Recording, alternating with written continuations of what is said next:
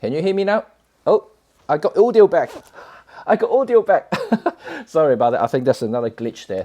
Right, okay, I'm alive. So, oh my God. So I've been speaking for about, what, 5 minutes without audio? No, no one is actually hearing me. But thank you, Lee. And I see the comment popping out as well, so that's all good. And I can actually see that the comment section is finally back online. And once again, I have to apologize. Yesterday, there's a technical glitch there. I couldn't get my audio, not audio, I mean the comment section working, so I couldn't even see any comments popping up, even though I know a lot of you guys let me comments and things like that. But today, I have audio issue. This is the problem of live, right? A live feed, live streaming is difficult. Like there's so many glitches and so many problems you have to resolve in real time. If it does happen, so it can be difficult. But anyway, so looks like that we are working now. Comment section is popping, and I can see my audio. It seems to be fine now. Lee can hear me. That's good. So let's go back to today's topic. Zoom or prime. If you guys are new to photography or filmmaking, if you don't know what zoom or prime is, and the prime lens is basically a lens with a single focal length. It does not change. You cannot like zoom in and out. That's kind of the word we're using there, so you kind of guess what zoom is now. And so like you don't have to move yourself physically to get closer to the subject or move further away. A zoom, on the other hand, allows you to change focal length and just by twisting the barrel, and that's basically what it is. And a lot of the times, a general zoom lenses, they will have variable aperture size, which means that at the wider end tends to be a little bit brighter, a little bit larger aperture. When you got zoom into a tele end, it will be slightly narrow aperture. Prime, on the other hand, because it's a single focal length, so whatever aperture is been set to the prime is stay as that. Of course you can change it, but the maximum would not change because there's nothing to change, just one focal length there. So that's kind of like the basic gist of it. In a way, if you're using a prime, if you want to get closer to the subject, you cannot zoom in the lens because there's no zoom. You have to physically walk towards your subject and get closer, or you walk further away if you want it a little bit of distance between you and the subject, and so forth. While the zoom will have the convenience of getting in and out just with a twist of with the barrel, just a twist. It's all good, right? So that answers the question, hopefully. And but also, like, why would someone use a prime and why would someone use a zoom? And there is no right or wrong, to be quite honest. Like if you hear people saying that, only pros use prime lenses, or only a certain type of photographer use zoom lenses, and I think it's all wrong. It really depending on what sort of thing you do. I personally use both, even though I'm primarily a prime photographer. Oh, I'm not labeling myself as because I'm a pro I use prime a lot. I'm not, just because my preference of using prime lenses, just for several reasons, which I'm going to discuss right now. Good morning, Jason. Good morning, and excellent. So good to see you guys joining in, and that's cool. So why would I use prime lenses? Well, for a start, I've been through the zoom kind of education in a way, when I first started photography.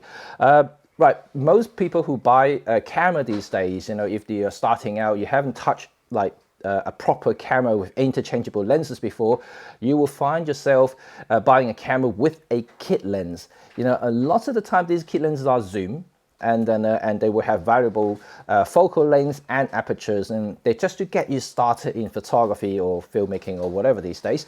So it's very straightforward, just to get you something to work with. But as you learn photography, you know that you need to upgrade lenses, because it's just you need the extra quality. For instance, you need the extra speed to shoot in low light. This is kind of like grow within you. Once you're becoming more familiar with exposures and how to shoot in certain light situations or depth of field, for instance. So it's a lot of things going on there. But the thing is, you will upgrade if you are staying on, with the photography journey that you want to continue to develop yourself into a more serious artist. Yeah.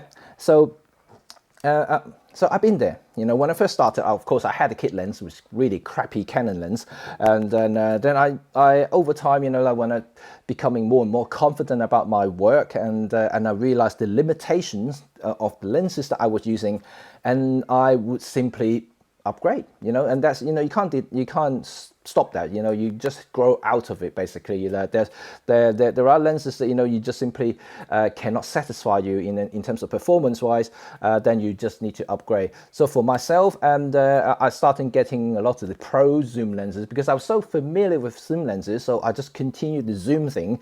So I bought a lot of the pro zoom lenses with the 2.8 constant aperture, so I bought a whole bunch of them, and I started getting into traveling and starting shooting weddings and all kinds of stuff. So that, yeah, I needed the pro equipment to open up the opportunities and also the abilities for me to shoot in those situations.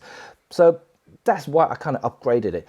But then I think I kind of remember that probably about 4 or 5 years down the line, I was still using like a lot of zooms, and I started to get into prime lenses. And I had prime lenses before when I was shooting with Leica stuff, where film cameras, you know, you have single focal length. Most of the point and shoot older film cameras had single focal length, like 35mm, 28mm. You know, there was like fixed focal length, yeah. But you didn't think that much at the time. So I bought myself a 51.4.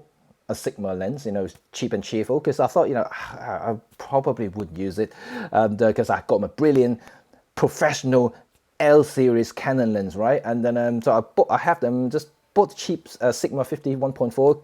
Good morning, Maton. And so you know, I just spun it onto my Canon, and then I started shooting with 51.4, and I liked it. And I'm starting to work with the lens a lot more than my 24 to 70 2.8. And it just, first of all, it's actually lighter because it's, yeah, smaller lens, and of course it feels more balanced in the hand. And found myself you know, just more adapted to that kind of view of view, you know, and so it's easy for me to compose a photograph. And over time, I just started to develop the habit of changing lenses instead of zooming in and out. So I started to buy more prime lenses. I get like my 24 1.4, 35 1.4, and 85 1.2. I'm starting to gather a lot of these like big prime lenses from Canon. And of course, you know, you now know that I'm an ambassador of Olympus, so I don't use Canon stuff anymore, but that's how it kind of started. So now I have the equivalent in micro four thirds terms, but of course they are super tiny, you know, like this. This little guy here is the equivalent of 35 1.1. This is 1.2, it's not even 1.4. But in terms of size-wise, this is half the size of Canon's 35 1.4. And I love shooting with single focal length. If I need, I would just adapt either by moving in and out my subjects. So I'm going to show you some example later. And so, but you know, the question is, you know, if I like prime lenses so much, do I still use zoom lenses? Oh yeah. Oh yeah, this is one of my most used zoom lenses, you know, from my entire collection. I have all kinds of lenses with me, but this 40 to 150 2.8 is a beast because first of all, it's the focal length coverage between 80 to 300 in full frame term at constant temperature 2.8. Right, I'm not talking about crop effect, you know, about the depth of field. I'm more talking about performance, you know, and the reach and the focal length. This is cool, you know, like 2.8, of course, you know, it's still the same light gathering capability as the full frame 2.8. There's no difference whatsoever, but I get reach of 300. That means I can do a lot of candid stuff, close-ups, even street photography sometimes, you know, it can be quite useful, even though I tend to like to use my 35 or 24 equivalent on the micro four thirds, like this guy here. This is the 12. Got the weird lens cap here. Let me drop it off so you can see it better now. And then so yeah, I tend to use this guy for a lot of street shooting, and I like to get close to some subjects. And so it's something that I really like enjoy doing, something like this. You know, I really like to get so close to the subject, and then to just get the impact. You know, yeah, you can see that the picture is distorted, you know, but when you're using ultra wide and a wide angle lens, you just get close to the subject, you can get a very different sort of punch in your photo, because the subject will be distorted to the extent that it's almost like poking into your face, and it give you the exaggerations, the exclamation mark in a sentence, say, whoa, this is me, and kind of thing. So this is usually what I would use it for, as an like for an what I would call it the impact shot. And then so it's quite an interesting way of exposing a photo. So but in terms of zoom, I do use it for something like these sometimes. Like if I do want to have a compression, that I want to see everything in one scene from the foreground to the background, kind of compress into one particular frame, then I would use a zoom and just max it out to 300 and just trying to get the compression there. Likewise, if I want to do something with the portraits, and I would do the same thing. But having 300 and at 2.8 also allowing you to do something like this. Let me just bring that out. It's gonna be something like really close up, and then and just kind of like blur everything, and also with working with animals as well. Okay, don't judge me, I'm not a wildlife photographer, so so all my animal shots are usually rubbish. So but I'm just trying to show you what you can achieve with a longer focal length. So I'm dug up a lot of my archive, and just to see what sort of photos I took with bigger zoom lenses. I have used other bigger lenses like 300 f4 Pro, which is equivalent to 600 millimeters in the full frame term. I use those lenses as well. You can get just crazy shots with those things. But I think depending on situations, I know that's why I mentioned earlier, depending on what sort of stuff you do as a photographer, you don't bring out bird shots like these ones, like you can either use the 40 to 150 or using a 300 prime. So I just guess, like it's just depending on whether you shoot distance a lot, whether you track things a lot, whether you want that compression a lot in your work, or whether you like to sneak in on people, like paparazzi kind of type of photography. If you don't, and then yeah, you don't need to use a huge long lens, unless you have specific purpose. Most of the time, you'll be good with the 24 to 70 and that kind of focal length in full frame, or the 12 to 40 micro four thirds. It's more than enough. But for my work, I like to use faster prime, only because I'll tell you the reason now why I use that more than zoom these days. Is the larger aperture of the prime lenses allow me to shoot in lower light situations. It's not so much about bokeh. I mentioned so many times about the effect of bokeh, or the usefulness of bokeh. Because a lot of people are now confused with bokeh being professional, cinematic, and expensive. I think this kind of like the most three things that they think about when it comes to bokeh. To me, like I always said, like bokeh. I even used the term saying bokeh was for lazy people, and to a certain extent, it's true, because a lot of photographers actually completely forgot about the meaning of bokeh, or the usefulness of bokeh, or how and when you should use bokeh in your photography. People these days tend to shoot everything wide open, and first of all, they show that I have an ultra wide 1.2 or f1 f.95 lens because I paid $8,000 for it, and then like that's not photography, like you should use bokeh for artistic purposes only, whether you really want to genuinely offer that pop in the subject, or whether you really want to create a certain type of effect, or whether you really want to get rid of the clutter behind it, and there's several things that you should be thinking about. But for a lot of my work in terms of like environmental portrait, for instance, I like to stop down, like the earlier this shot that I showed you with the dog. I shot at f8, and this is I want to feel the street, like it's no point for me just popping the subject out in front of it, and I want to see everything, I want to see that it's London, I want to see everything in focus. So shooting f8 is not bad at all, and depending on situations, like for instance, if you want to do something like this, yes, depth of field could be essential, because you really want to show a specific point of focus in this particular shot, and then you can kind of focus on that. So there is no right or wrong once again, but I do want to highlight to you guys that don't shoot everything bloody wide open. Just depending on what the sort of thing you do, what sort of thing you use on your photography, and adjust accordingly. Even though you may have a 0.95 aperture lens that is like creating super creamy bokeh, but doesn't mean that you have to shoot at 0.95 like 100% of the time. Stop down, occasionally, get some texture in your photography. You need that sometimes to give a bit of variety, and also like to give some interest, more than just the subject itself. Because like, don't forget, photography not just about the subject. Like just like how would I put it?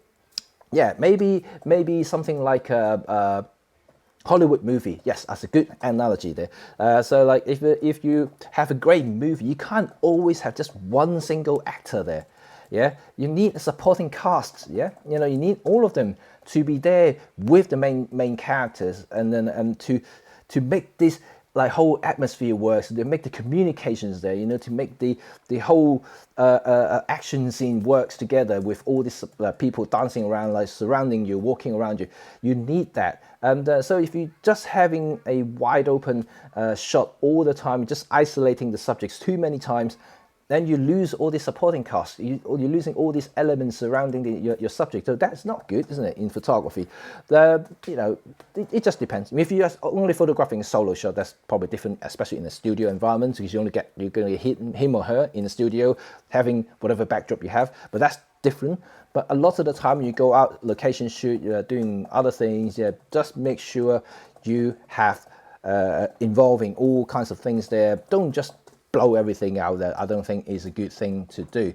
It was once again, like long shot, like big zoom lens. Of course, was quite good with this is that you can shoot things like this close up and without actually getting close to your subject. Like in this case, would be the owl, and because if I'm shooting with a 24 at the 12 millimeters here.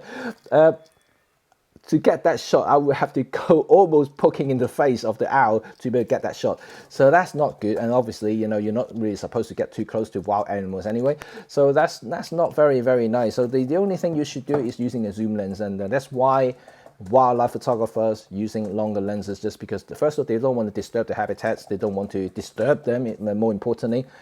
So they can get a natural photograph of them in the natural habitat. You really don't want to touch them. So things like these with teleconverters, like people shooting with 1200 millimeters lenses, like in the really big environments, or sports photography, they want to get close to the subject when they're in the football field or something, when they're actually shooting from like 200 yards away, and then they need something like a big zoom lens to be able to do that. In that case, prime lenses just don't work. And so I'll give you another example as well. And here we go. There's another shot. This one is the same lens I was using, the 40 to 150 f2.8. And this lens is so versatile here. That's why I like this. I even like this more than the 70 to 200 Canon lens that I used to own. And only because it's got the extra 100 millimeters reach in terms of focal length. Like this is up to 300, not 200 in the Canon, and still 2.8.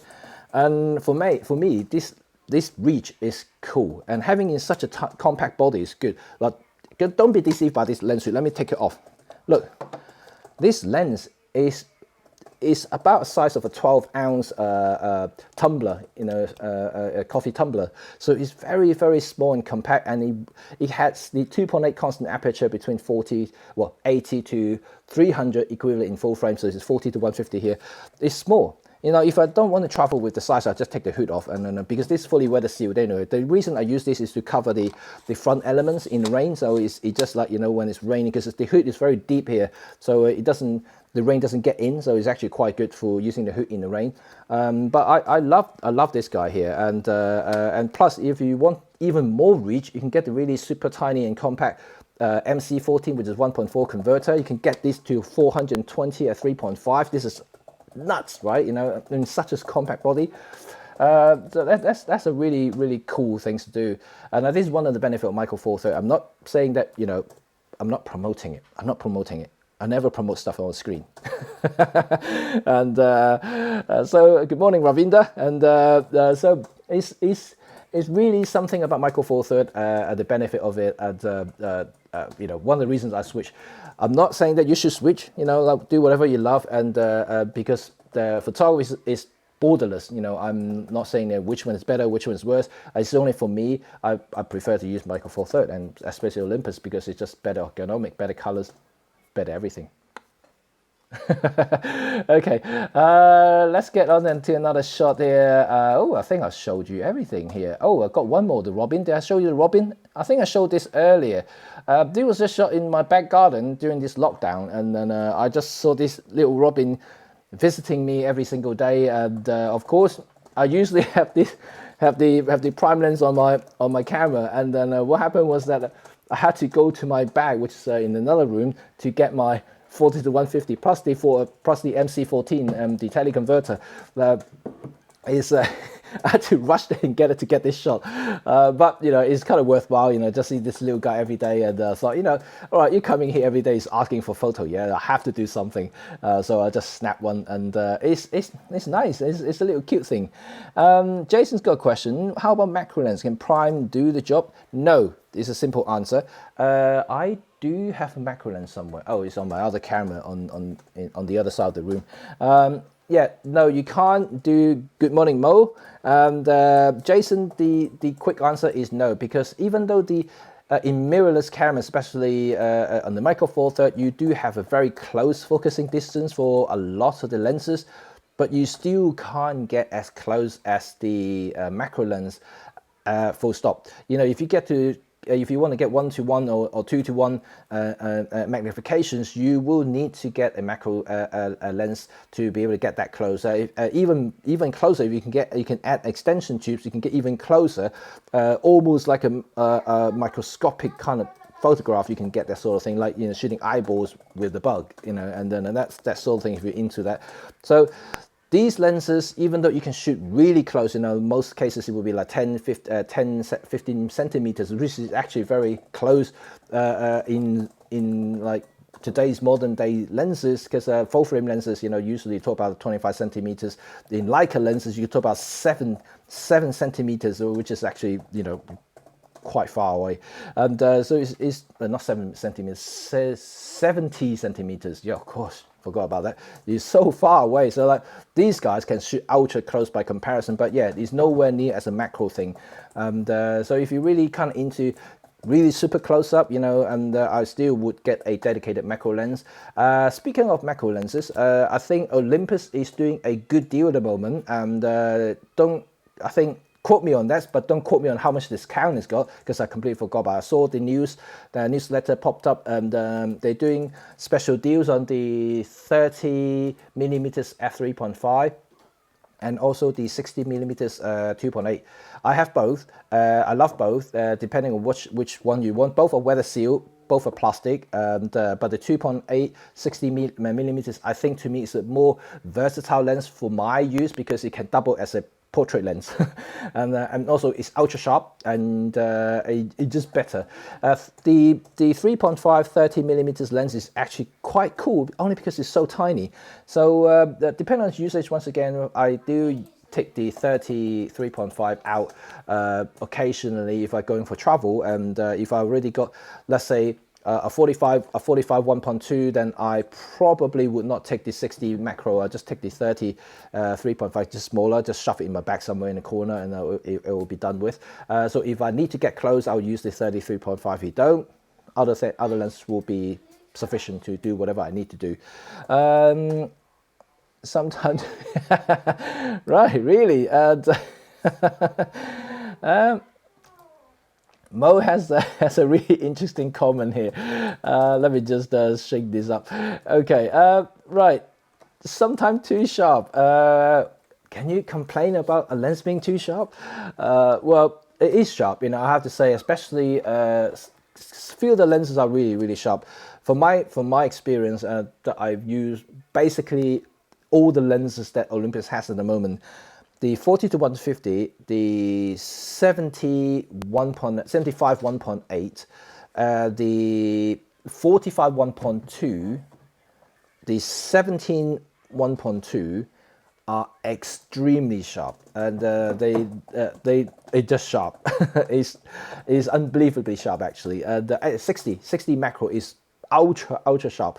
I'm not entirely sure I don't think it's a sensor. The sensor obviously is megapixels, is resolution confined. And but lenses is how much you can resolve for that particular resolutions. I think a lot of these lenses that I just mentioned has already out-resolved what the current sensors can provide. That means that these lenses can probably resolve up to, I don't know, 25, 26, 30 megapixels. So that means that's why they're so sharp. The other lenses are probably matching the capabilities of the current sensor, which is 20 megapixels on the latest crop of Micro Four Third cameras, until the point that when they upgrade in the future, they may increase the sharpness of the lenses by bringing out second generations of some of the lenses that are currently not the same sharpness level as all the others that I just mentioned. So yeah, we'll see. But at the moment, I'm quite happy with the entire system. Like I mentioned, sharpness isn't everything in a lot of cases in photography, and so is filmmaking. Sometimes it's quite nice to have a little bit of softness there to add just a little bit of an organic feel to it, especially if you're capturing emotions and capturing reactions. It's always ever so good to just see that tiny bit of movement, in my own opinion.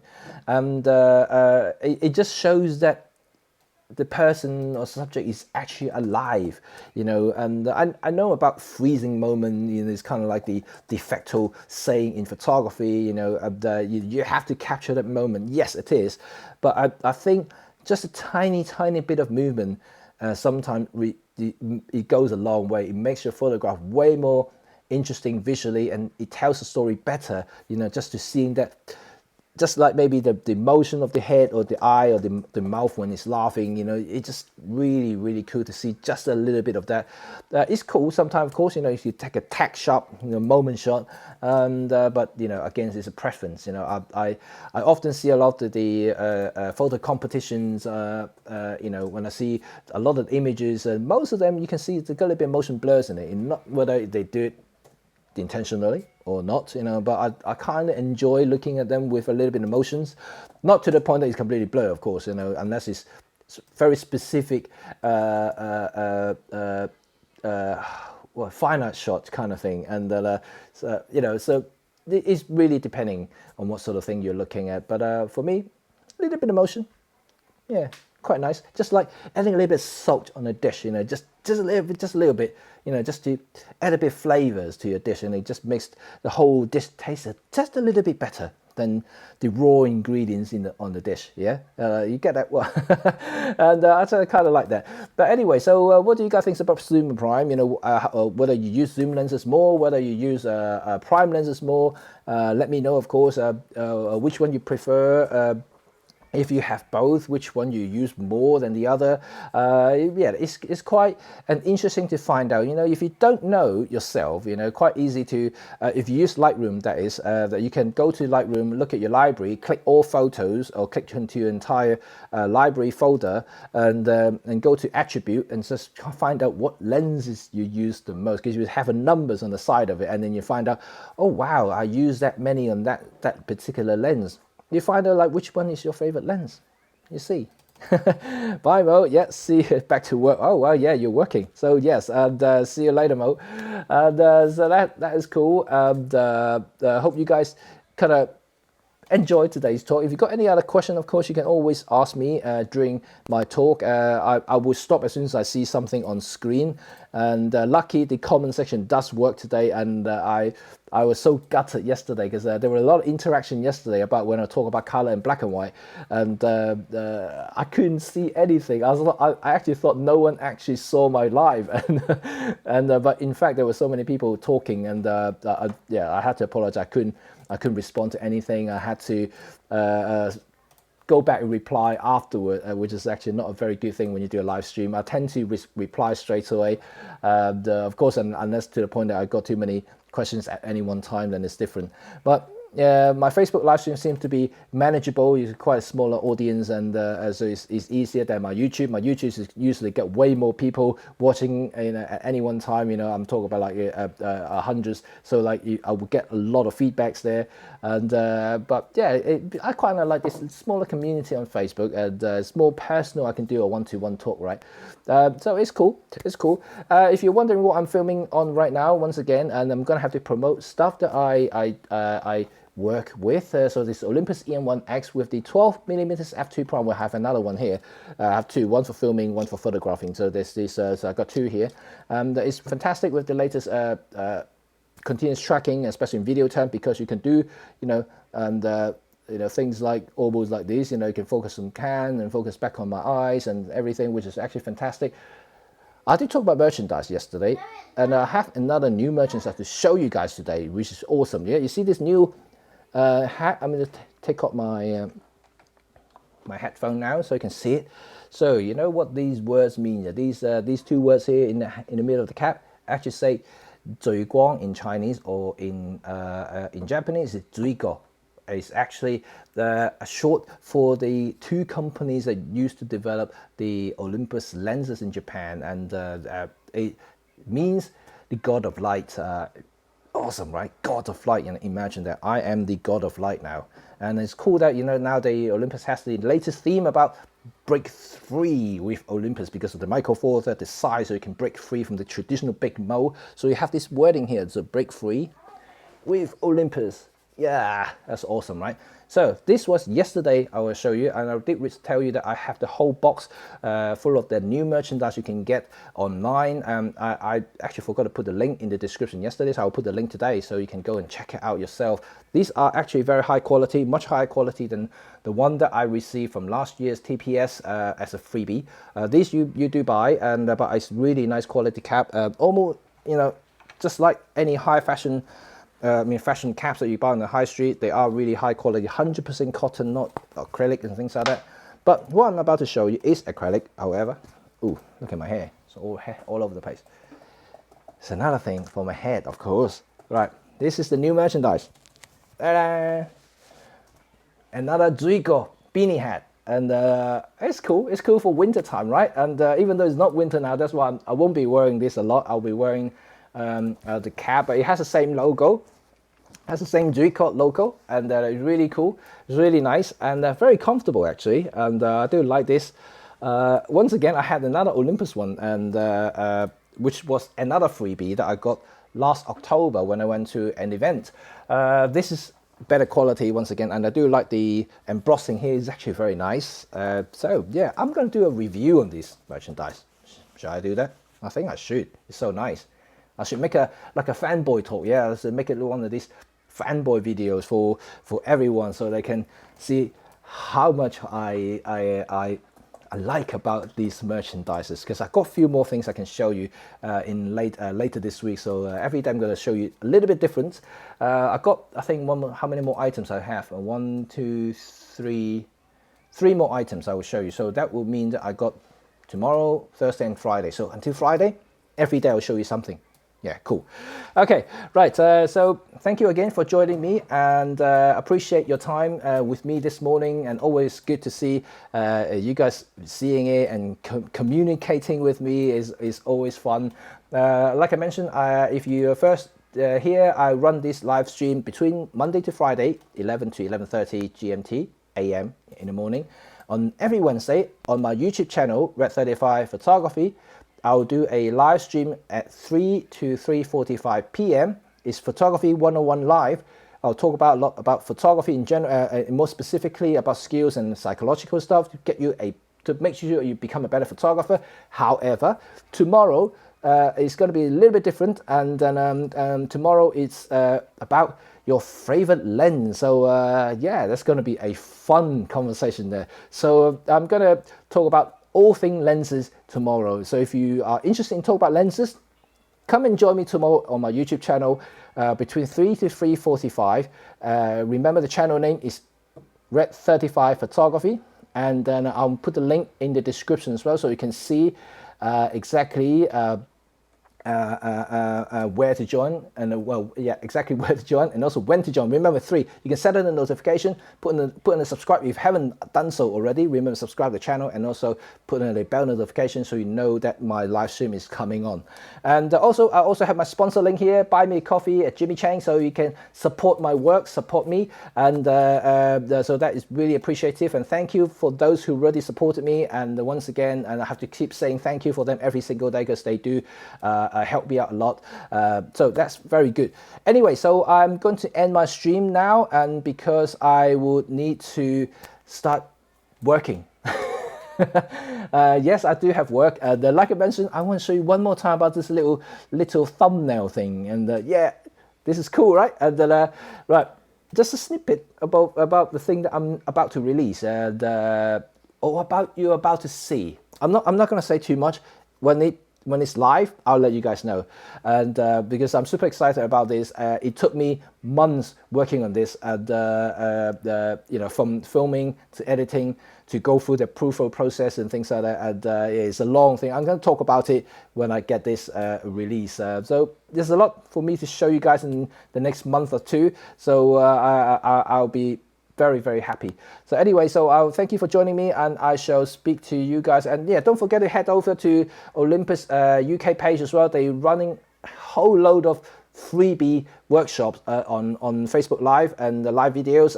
It's really cool. If you are stuck with ideas, stuck with settings and things like that, you know, head over to Olympus UK's page, and you will see a lot of these videos online. You can learn about starry sky AF focus, using your cameras in slow motion, live ND, live bulb, whatever, anything. So it's really awesome. Okay, cool. So I will speak to you guys tomorrow. Yeah, remember, 11 to 11:30 a.m. GMT London time, and I shall see you all again. Bye for now. Have a good day.